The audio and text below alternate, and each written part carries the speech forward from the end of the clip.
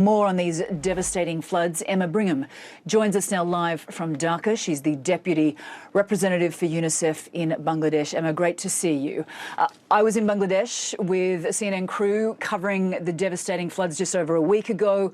We were in Feni, which was the epicentre of the floods. At the time, rescuing people who were trapped and stranded in remote areas was obviously the priority for the Army, the Navy, for volunteers. But obviously a week on, the cameras have gone, the waters have subsided, the needs are just as great. Explain to us the situation on the ground. Thank you very much. And indeed, as you saw last week, I think we find that all of the services that children and families need have been impacted by the floodwaters when they were high and now following the recession of those waters.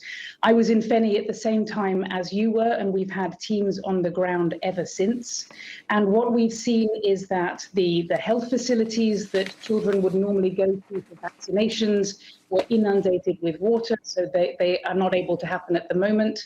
The water facilities that people use to get clean water to bathe from are also not functioning. We estimate that around 7,000 schools in the impacted districts are not able to function as schools. Instead, they're either acting as shelters for people who have been made homeless, or they are themselves not usable because they're still covered in water.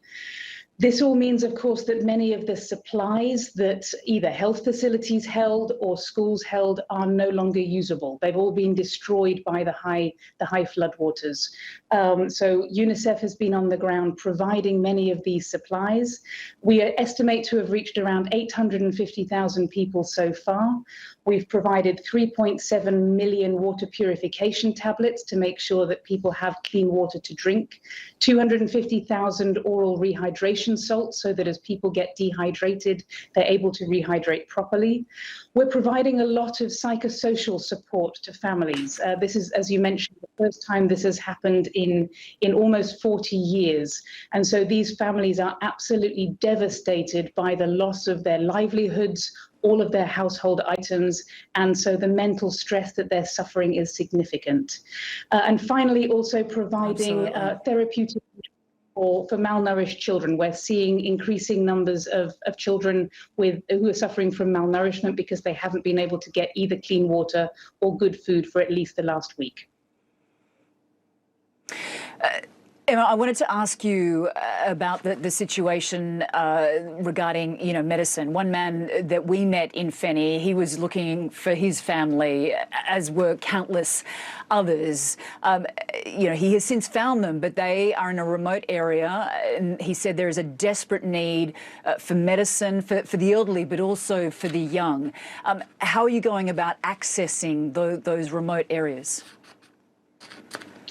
It's still a work in progress, I have to say. I think in Feni, many more of the remote communities have now been reached, but in Naukali, which is the district just south of where you visited, we estimate that around 50% of households still have not been reached 1 week after the floodwaters were at their highest.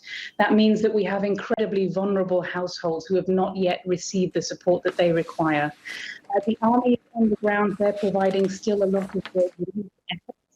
Items, supplies are being helicoptered also from Dakar to these locations to make sure that supplies are made available.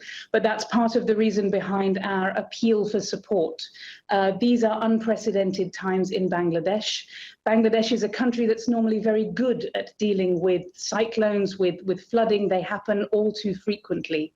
But this case is different. It's happened in an area that doesn't normally suffer from cyclones and flooding, so the preparedness levels were not what they should have been amongst communities.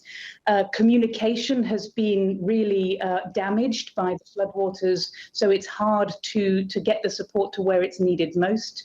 And the coordination amongst all of the parties on the ground is proving to be a challenge as well. So we're really appealing to partners, to individuals, to please continue to support Bangladesh because, as you mentioned, supplies are needed now more than ever.